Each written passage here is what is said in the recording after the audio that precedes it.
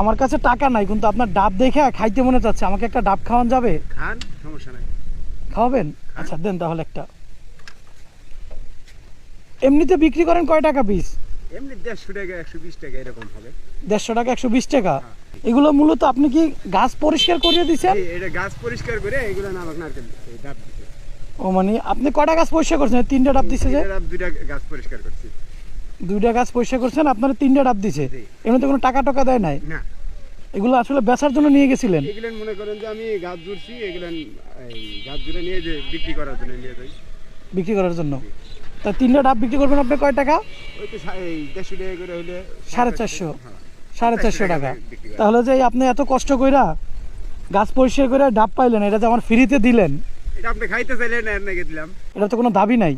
না, এটা আপনি খাইতে চাইতেছেন, এটা আপনি খাইতে দিছি। কোনো দাবি তো রাখবেন না? না, না, যদি দাবি রাখবেন তাহলে বলেন, আমি আপনার না, রাইখে চলে যাই। দাবি